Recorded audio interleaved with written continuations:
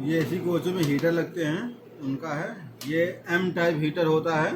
ये 400 वाट का एक होता है और एक प्लांट में 15 लगता है, तो 6 किलो वाट होता है पीपी साइड और एनपीपी साइड 6 किलो वाट।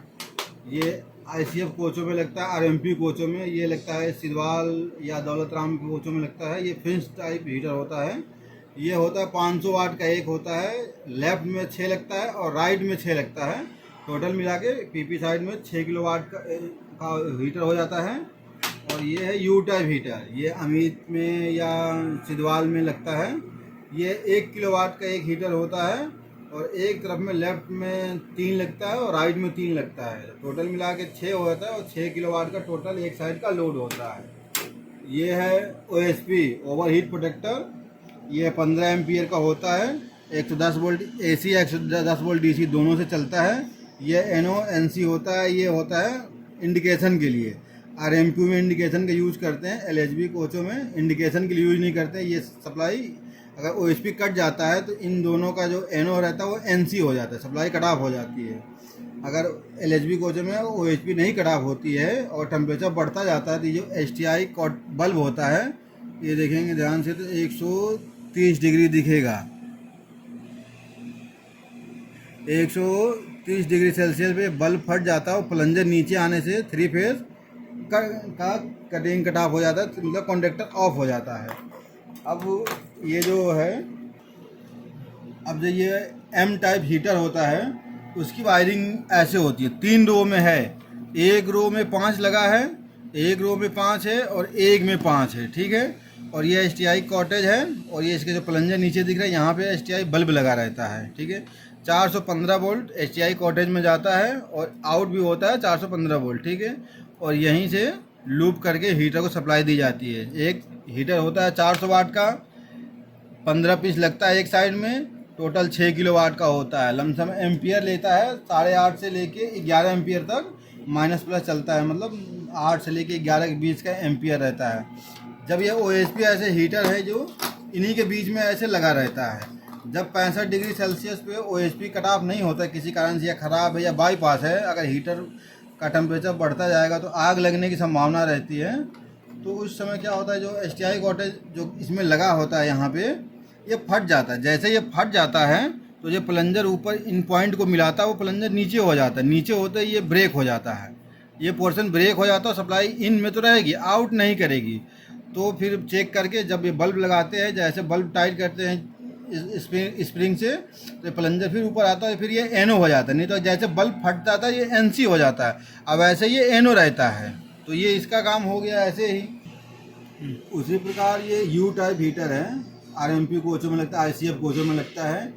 एक साइड में 6 हीटर लगते हैं, लेफ्ट में 3 और राइट में 3 मिला के 6 किलो वाट का लोड होता है। ये इसकी वायरिंग है, डेल्टा इसकी वायरिंग है।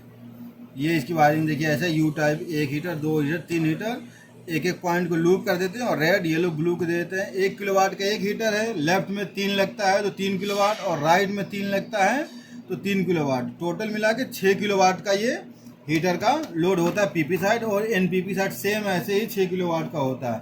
ये जो इसकी OSP होती है, OSP का 3 पॉइंट का काम RMP ICF कोचों में पड़ता है।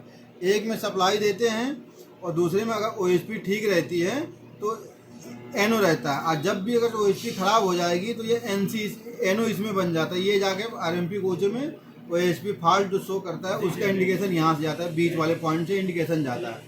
तो इसको बांध हम ऐसे देते हैं कि हीटर पे ऐसे ही कलम से या कोई फ्यूज वायर से ऐसे यहाँ पे बांध दिया जाता है। जब भी 65 डिग्री टेम्परेचर यहाँ पे हो जाएगा तो OSP ये कट ऑफ हो जाएगी, हाइड्रोलिक OSP ये कट ऑफ हो जाएगी।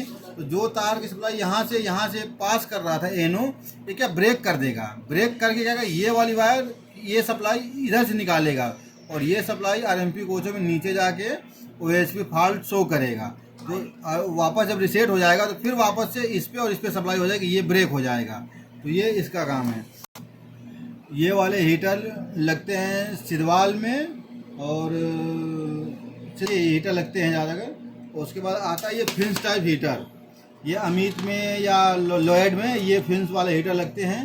इस हीटर की क्या है कि ये एक हीटर होता है 500 वाट का, ठीक, और एक साइड में लगता है, लेफ्ट में 6 लगेगा और राइट में 6 लगेगा।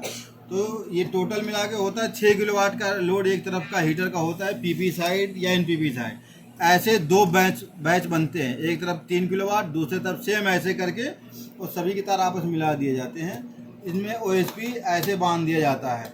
इसमें भी सेम ओएसपी का प्रोसेस सेम ऐसे ही है। यहाँ से सप्लाई इन, यहाँ से आउट, ठीक है। यहाँ से कॉन्ट्रैक्टर को सप्लाई जाएगी और जब ये ट्रिप हो जाएगा तो बीच के वाले पॉइंट से इंडिकेशन के लिए लाइट सप्लाई जाएगी और इंडिकेशन नीचे जलाएगा। जब ये रिसेट हो जाएगा तो फिर ये पॉइंट कट ऑफ हो जाएगी, फिर ये मिल जाएगी। जैसे ओएसपी का नॉर्मल वर्किंग में है तो ये और ये पॉइंट एनओ रहते हैं। अगर ओएसपी कट ऑफ हो जाती है तो ये पॉइंट कट जाता है और ये पॉइंट इस पे आ जाता है। अब ये एनसी हो जाएगा। अब ये और ये एनओ हो जाता है, ये कट ऑफ हो जाता है, तो जिससे कॉन्ट्रैक्टर छोड़ देता है। वापस जब दोबारा रिसेट हो जाता है तो फिर ये और ये किनारे किनारे वाले पॉइंट फिर आपस में मिल जाते हैं। तो ये इसकी प्रोसेस है, ये तरीका। हाँ, एमसीबी या इन्वर्टर ट्रिप करा मेगर है नहीं नहीं मेगा उधर तो अगर इसमें कटाव कहीं वायर नहीं कटा है, हीटर ओके है, तो यहाँ और यहाँ पे लगाएंगे तो कंडक्टिविटी बोलेगा और मेगर भी बोलेगा। अगर ये अर्थ हो गया, कोई भी ऐसा अर्थ है, तो इन्वर्टर या एमसीबी को ट्रिप कराएगा। तो उसके लिए क्या करते हैं, मेगरिंग कर लेते हैं। तो मेगरिंग क्या करेंगे, एक इसके पॉइंट पे मेगर का पॉइंट रखेंगे और एक इसकी बॉडी पे रखेंगे।